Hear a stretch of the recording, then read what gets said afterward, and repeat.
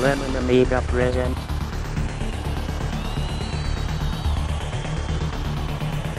a Playguide video review.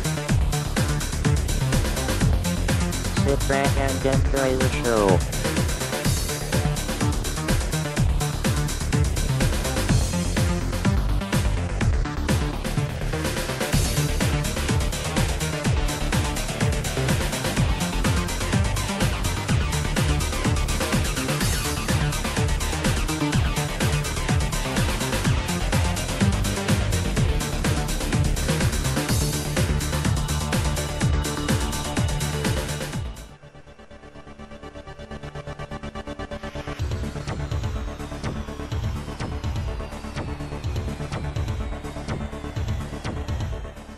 Welcome to another Lemon Amiga game guide and review. In this week's episode we'll be checking out Zeewolf, developed by Binary Asylum, published by Empire Software in time for Christmas 1994.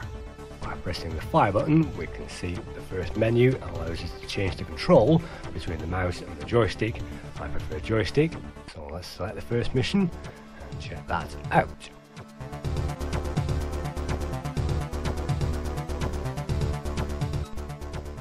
Each mission begins with a brief screen, and from here we can press the cursor keys left and right to cycle through the brief and press fire to continue.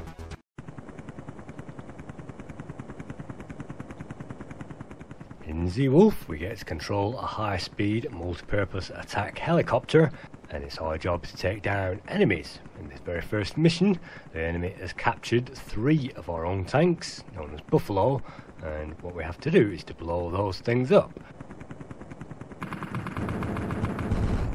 By pressing the fire button we can launch a volley of bullets into those tanks, but you can see on the A500 it moves along at quite a slow rate. So let's skip on. Let's now choose an Amiga 1200 with an 060, and let's see if that makes a huge difference.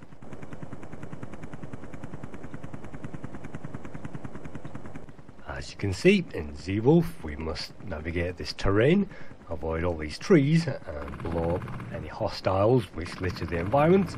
In this case 3 dummy tanks are the first thing we need to destroy, and those aren't too hard given the fact that they do not fire back.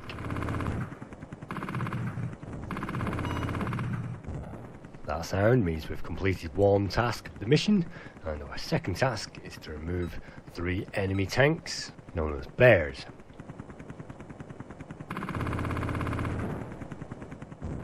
Pressing the enter key puts us in tactical weapons view, and from here we can see our readout of the weapons, the brief of course in the corner, a map and also a small version of the viewing screen.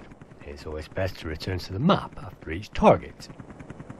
Holding down the right mouse button will also give us extra turbine thrust.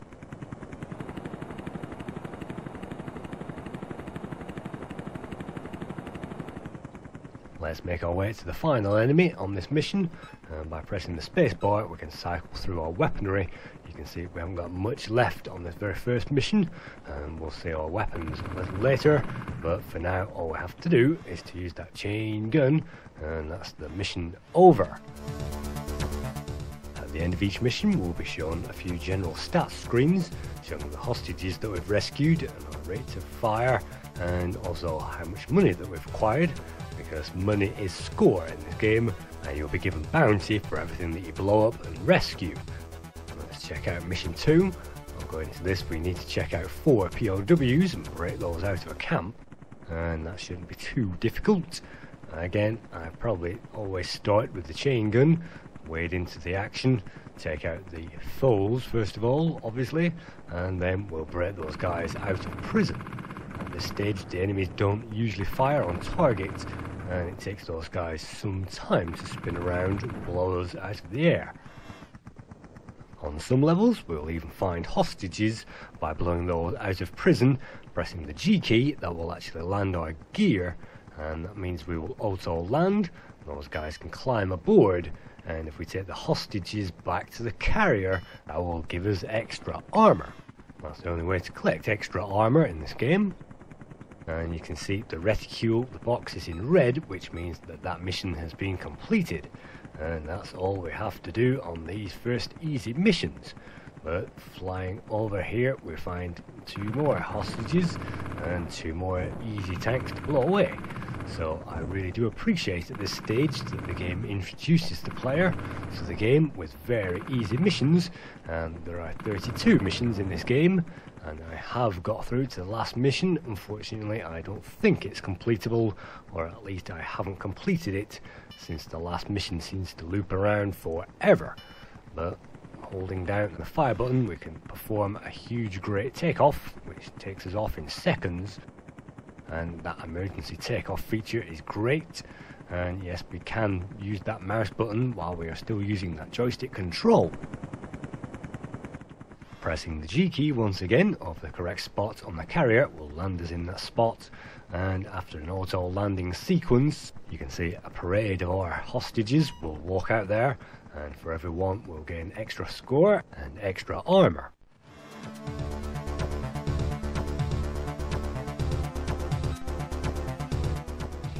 New mission will introduce us to a brand new scenario, and each one of those is unique, and some of those are quite puzzling and will take some time to solve and work out. In this mission all we have to do is to take down all the base targets before a spy Kestrel, which is a VTOL aircraft, vertical takeoff and landing. You can see just taking off from the carrier, and that will follow us, and all we have to do is to clear the way for that, so that doesn't get blown up en route. We can either follow behind and take on the targets as it finds those, or what I like to do is to fly very fast and go ahead and blow those things up before the Kestrel gets anywhere near those.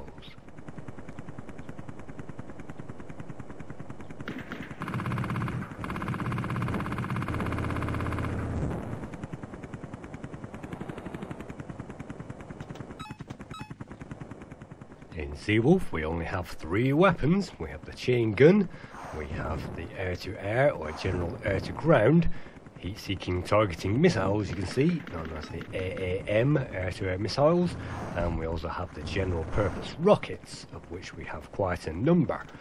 So we can carpet bomb the ground with those rockets, and if we want to target anything directly we can use the air-to-air missiles, and that should get rid of those, no problem.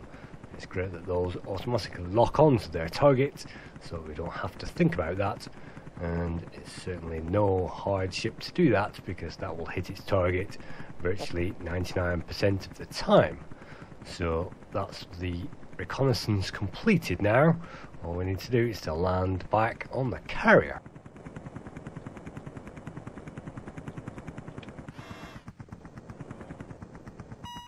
We can even press the fire button with our gear down, and that will give us a momentary boost, and that saved us crashing into that carrier's radar tower.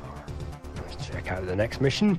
Carry on Kestrel. Well, that means that we need to carry Kestrel from one side of the map to the other, and the great thing about this game is it gives us some warning on the titles what to do, but it gives us the main briefing in the actual game. So it's always best just to wade into the action, take down a few enemy targets which you can see on red on the radar, which don't actually disappear when those get blown up, unfortunately, but all targets appear in red, and it's best to wade straight in there, blow those to smithereens as quickly as possible. And that chain gun is very impressive because that will lock onto targets as well. So if you are directly in line with those targets, the chain gun is very powerful, and you can get rid of most targets very quickly indeed. All you have to do is to be on the direct line, and that's something that the player really does get to master in this game, and this 3D environment certainly isn't as hard as it was in games such as Virus.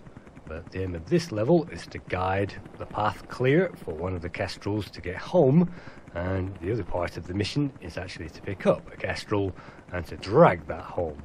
To do that, we press the H key, and sometimes you have to hover over and press the H key quite a few times. Eventually the hook and the line will come down, and that means that we have now grabbed our target. And whilst you see me flinging that wildly around, let's move on to the comparison zone. And of course we can always compare this to Virus, and a little known game called Hyperion, which is on the Amiga. It's a very easy game, it only takes 10 minutes to complete that, and a very hard game indeed is Star Glider 2. And I've still absolutely no idea what to do on Star Glider 2, but it is very fast and very smooth, as you can see. But in Zeewolf, comparing those graphics, maybe it isn't as fast as Virus, even on the stock Amiga 500, but it certainly is a great 3D landscape, and controlling that is much easier than it was in Hyperion, although the mouse control is very difficult on all four of these games. X marks the spot on the carrier, and whilst we are hovering over that X, we can press H another bunch of times, and when both of our kestrels have landed, that's mission over. I do like the stat screens at the end of each mission, but pressing fire does make those go away pretty quickly, and sometimes you might miss a few important things, including the passwords, which are given out every few levels. So if you enter that on the title screen, we'll skip directly to mission 5. Shark fishing is very easy. What we have to do is to fire onto sharks, and they are boats. So in this game we not only have land targets and air targets that we've seen already, helicopters known as albatross, and of course the kestrels, but we also have boats as well. And I think there are at least maybe 4 types of tank in this game, and at least 2 types of helicopter. But let's skip on a number of missions. But this play guide will just go through this briefly. Originally this game took 2 hours from this playthrough, but we won't be seeing all of those missions. Let's just skip through these, and for this play guide let's just view a few of my favourite missions in this game, and one of those is mission 9. In mission 9, Pal in Dome, we have to rescue a pal in the dome, and so what we can do is to fly out there, all guns blazing, and we can even pick up extra weaponry, as we shall see, on the fly. So that's the brief studied. Let's press that fire button and let's fly out there. These huge levels do wrap around each other, and if we fly off the top we'll appear on the bottom, and we can navigate the level more quickly if we take shortcuts off the edge of the map and loop the map. And in Zeewolf, we can always outmaneuver an enemy simply by flying away, so we don't have to take on every single enemy in every single mission, but usually the aim is to blow away everything that moves around on these levels. You can see on these levels targeting missiles, and those missiles will become deeply targeting as the game goes on, and you'll find mobile radar outposts, which makes those radar guided missiles. And there are at least 2 tanks which have guided radar possibilities, and so if those are wandering around those missiles, you'll find those launched very accurately indeed. And those general chain guns there fire very rapidly, and sometimes you can sweep those by flying in, moving around there in a nice sweeping arc. You can fire on a nice vector and you can get rid of those. Sometimes flying around in sweeping arcs is the best thing in this game, and then you can get your attack vector perfect. And you can see there we have virtually 0 energy whatsoever, or at least 0 armor in this game. So let's collect a few of those prisoners, break those out of jail, and let's take those hostages back to the carrier. And again, I love holding down that fire button to jet us into the air, pressing the G key, and then away we go. And wow, we find 2 more hostage huts there. Let's press that G key, let's land again, and collect those and pick those up. Sometimes those guys will wander around forever, but they will not get lost, and usually they will not land in water and commit suicide, which is great. That's the 4 guys rescued on this mission, and as far as I know, that might be the mission objective. So let's return those back to the carrier, and you'll always find the carrier position by pressing enter. There you can see assault carrier completely clearly labelled on that map, so you can see a few aircraft flying around that zone, so I'm actually choosing to fly between those, not least because our armour is non-existent. So let's land and let's see how much armour we gain.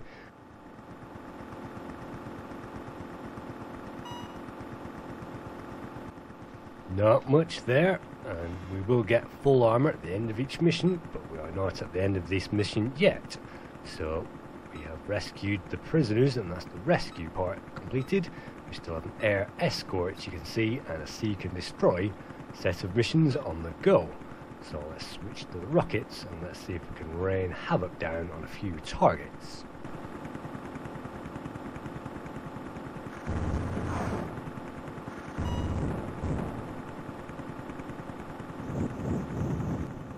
On this mission we also have to break a kestrel from a dome, and in order to rescue that it's probably first of all best to take down its defences.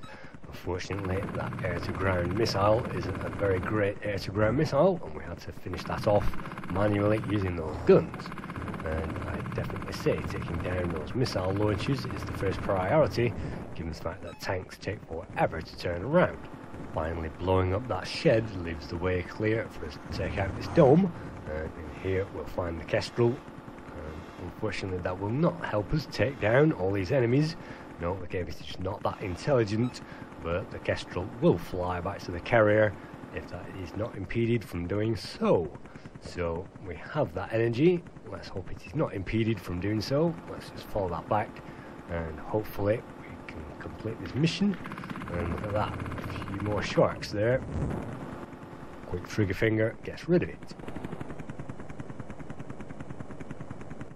Any rescued aircraft will always follow a flight pattern, which is again on the map, and the waypoints for that flight pattern will be there.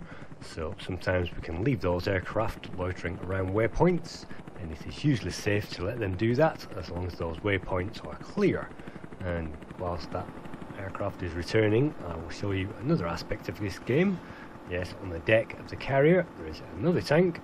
Landing on the foredeck of that carrier will refuel and rearm our aircraft. On the weapons screen we can push the cursor left and right keys again to increase and decrease the amount of ammo that we can carry, and it will automatically refuel. You can see the refueling there at the very bottom, and by pressing the fire button once again we can take off very quickly, and the fuel is on the left hand side and the armour of course is on the right. Let's see if this aircraft will land again. The red box means that we've completed the seek and destroy, rescue the POWs, and now the air escort. Periodically we'll also be given extra lives at this point, maybe 1, even 2 lives, and it isn't unusual to have 10 lives by this stage in the game. But I'm actually using the level skip just to show you these levels, so that's why I only have 4 lives at this stage. But let's take a look at the next mission, mission 10, and look at that, we are under attack as soon as we start. Luckily those air-to-air missiles take down any air targets very, very accurately, and as long as we can press the spacebar very quickly and select those, then we can take down those targets. Just like Desert Strike, we have a few different ways to take down targets. We can fly around and use our helicopter skills to create a means of attack. But sometimes taking down the hardest enemies, i.e. the flying ones, is probably best, and then taking down the ground guns, followed by any tanks wandering around as a very last measure.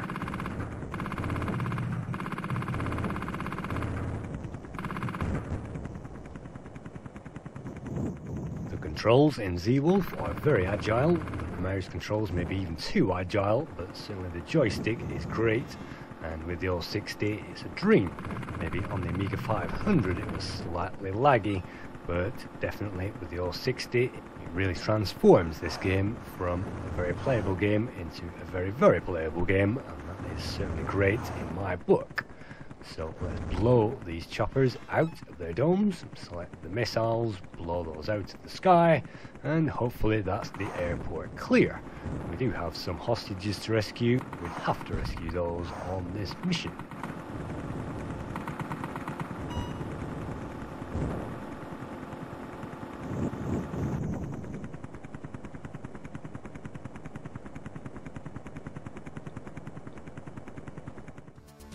That's an extra life awarded. Let's continue to skip on a number of missions to get back to a few of my favourites, and there are many favourite missions in this game. I think fact more than I can cover with this play guide, or it will continue on forever. But let's just skip on through anyway. And you can see in missions like this, some missions will contain power plants, and those power plants are special for a number of reasons. We can see another air escort on this mission, but the other part of the assignment is to take down these nuclear bunkers, and right in the middle of those is actually a radar unit which will guide all the missiles around that spot. If you don't take down those radar units, then unfortunately you are going to find yourself in an early grave, and it's absolutely crucial to do that, as we shall see a little later. Let's skip on again and find a mission where perhaps we can use that tactic.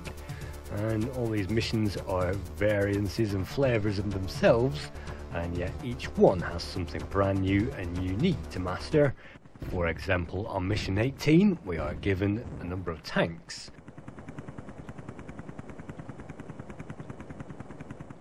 By pressing H we can pick those up, and we can literally throw those into battle.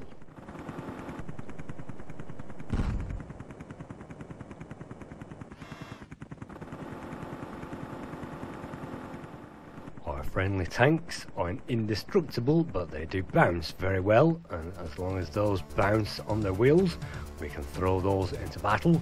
So let's skip on ahead to a mission where we can see that put into great practice.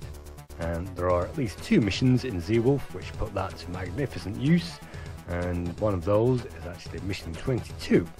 Mission 22, Berserkers, is perhaps my favourite mission of the whole game, and you can see 3 bases to take down.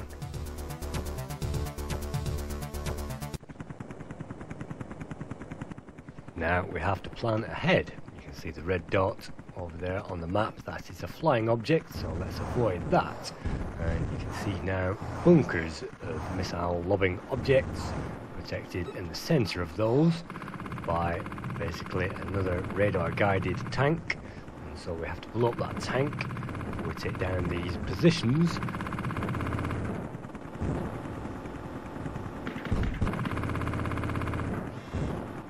Each base itself is now guarded by 2 radar tanks, and both of those will have to be knocked out, otherwise the very first volley, just like that, will wipe us off the map.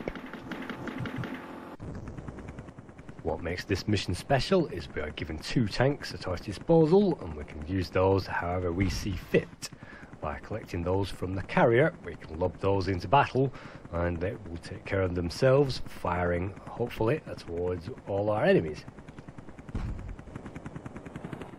Tanks are very heavy, and you will have to watch out that you don't damage those before you get anywhere near the battle zone, but having done so you can drop those at any point, and they will slowly make their way across the landscape towards the nearest red targets on the map. So let's maneuver that between the trees, and yes, we can alight trees in this game, which is another great feature, but if we drop that tank off, that should wander in. Unfortunately, this tank is another radar tank, as well as the main radar tanks you can see there, so there are actually 4 radar tanks that we have to knock out on each one of these sections of the 3 bases. Our tank has managed to do that, but there's still 1 remaining, and that finishes off our energy.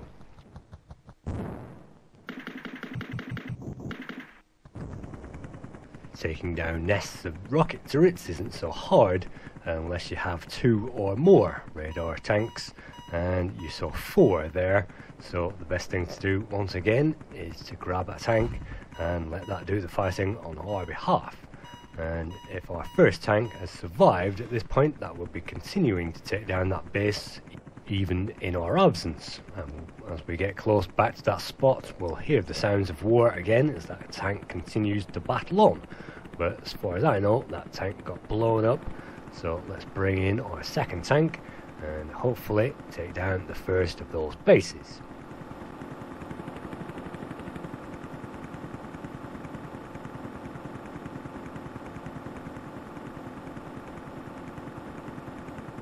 With the tank, it's very much like a 3D thrust game, and the vectors and the physics on offer are really good, and because our aircraft is so manoeuvrable, we can fly that chopper around most targets and take those out pretty swiftly. Unfortunately, those blue tanks are pretty dumb, and you can see that thing blowing up a rocket turret that has already been blown up. So I'm having to take out both of those radar guided tanks just to save those blowing up my tank, and as long as we don't have any radar guided units there, our tank should survive.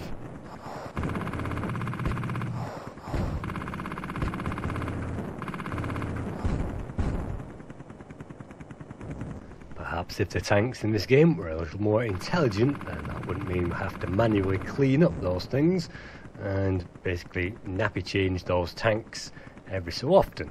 But you can see now that that base has been blown up and this nappy has been changed, that will now venture off to the second base, and just for our time and trouble we gain another tank which we can now blow up out of that dome and throw that into battle.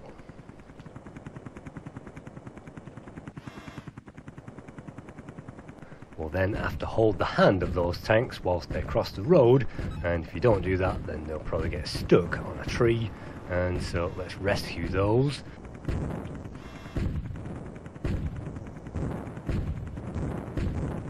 We can even pick tanks up and relocate those behind the enemy and attack the enemy in 3 or 4 different directions all at once, and we can use those tanks to support our own efforts of course, but usually it is far easier and far quicker just to fly out there ourselves, all guns blazing, and take down those enemies, as long as those aircraft are taken care of and those crucial radar defences are taken out while we get those tanks into position.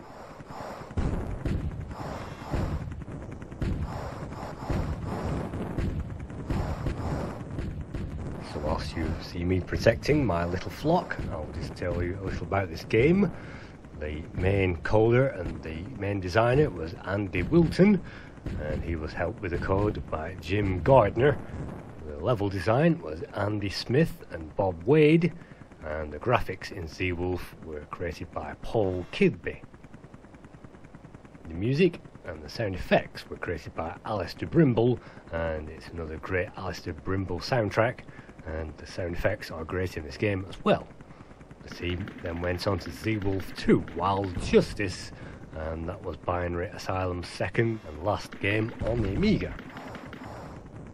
I think the control with the joystick is excellent, and even though the mouse control is pretty fiddly, once that is mastered, apparently that is even better, because then you have direct access to your speed control of the rotors. Although there are only 3 weapons in this game, the bullets, the rockets and the missiles, I think those are put to good use. And don't forget we only had the bullets, the Hellfires and the Hydras in Desert Strike, so not much has changed from that. I think similar to Desert Strike we can approach targets in pretty similar ways, and again radar is the key to this game. So you can see we should have lots of lives by now, and it should restock the supply of our weapons when we restart, and if we can't we always have a supply on the carrier, and that's great.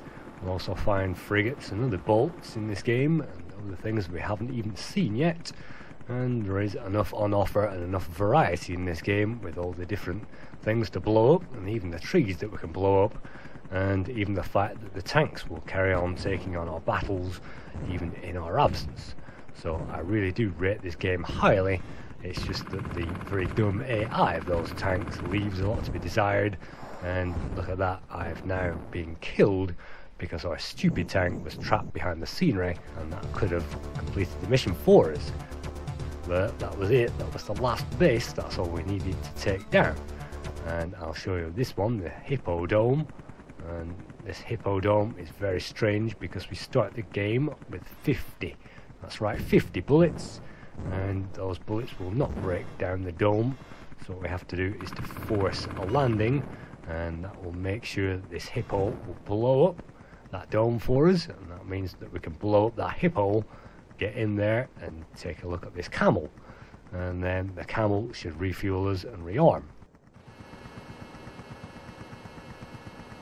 The rearming process is very intuitive and very quick and very responsive.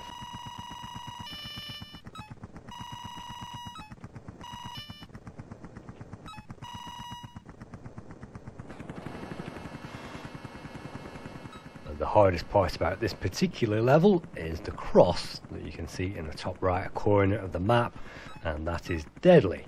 That cross is protected by 2 radar tanks, and we'll have to take them both out.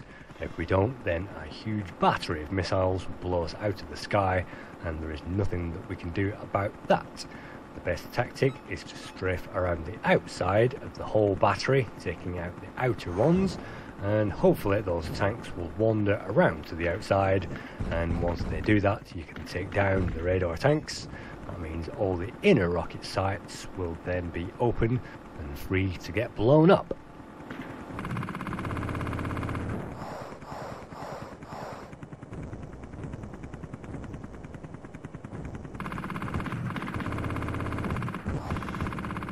Of course, we cannot afford to go off the line or we'll get our damage decreased to a bare minimum.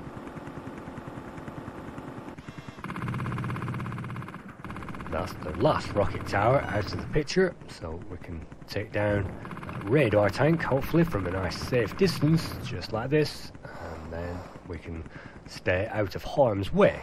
That's how you complete that section, and if you go into the middle you'll get killed, so you'll just have to wait for a tank to wander down there. Taking a look at the scores, the lowest score I could find was from Generation 4, which gave this 54%. The Lemon Amiga crew gave this 79%, the One gave this 80%, Amiga Joker gave this 80%, CU Amiga gave Zeewolf 84%, Amiga Action gave it 85%, Amiga Power gave Zeewolf 74% for the Amiga 500 and yet 90% for the Amiga 1200 with the old 20, and Amiga Format also gave this 90%, Amiga Computing gave Zeewolf 90%, and Amiga Games Magazine was the highest, giving Zeewolf 94%.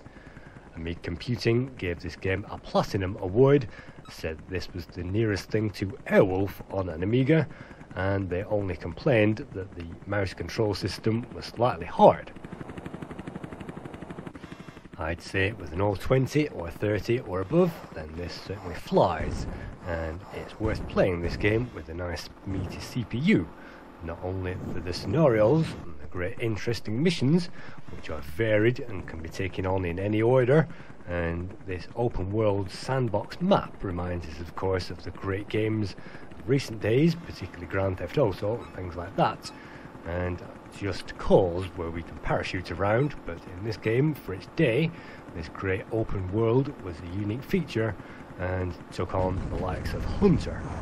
So you can see attacking the frigate, again the radar guided tower must be taken out first, or the guns, the huge guns on the front of that thing, and then we can take down the fighters which protect it.